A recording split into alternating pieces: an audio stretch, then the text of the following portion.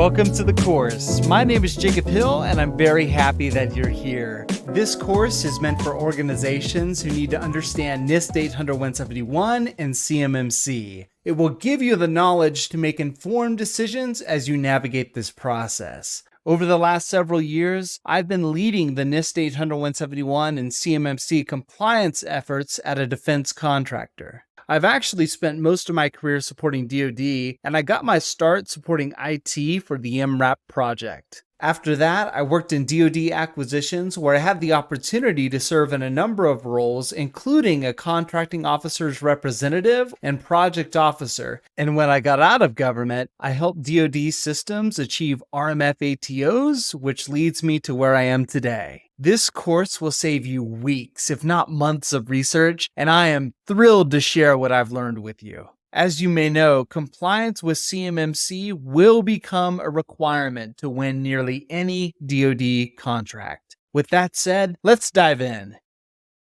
The Defense Industrial Base, or the DIB, consists of companies that support the United States Department of Defense.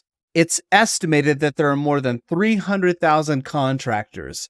That's a lot of companies supporting the DoD. Now, if you think about it, that's a very large attack surface for adversaries as well. Look at this article from Red River. In the article, they say that China attacked multiple defense contractors and universities. More than 614 gigabytes of data was compromised. Another article from The Guardian from 2014 indicates the Chinese compromised 9 contractor networks.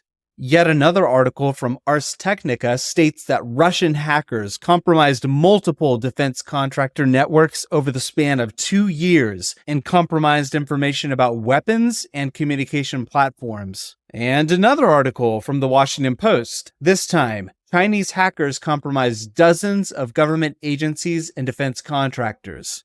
From the government's perspective, this is a very big issue. They believe that the DIB has not prioritized cybersecurity appropriately. They understand that foreign nation-states target the DIB. It's much easier to target a small contractor's network than it would be to target the government's hardened network with multiple defense layers. All of these concerns center around the information on these networks. We all know that if you aggregate unclassified information, it can reveal classified information. So what's the solution? How can we prevent or even detect if there's an adversary in our networks? You've probably heard of NIST 800-171, but you may not know that it's been around for several years and was required to be implemented no later than December 31st of 2017. You also may have heard of CMMC and have many questions about it. Do I have to be assessed by a third party? Is a self-assessment sufficient? What CMMC level of certification should I pursue? Do I need to hire a consultant? There's a lot of confusion when it comes to CMMC. And then there's the CMMC accreditation body, or the Cyber AB as they're now called. And all of these acronyms like RPO, CQAP, C3PAO. We're going to go through all of this so that you can understand what it means to you and your organization. We'll see you in the next lecture.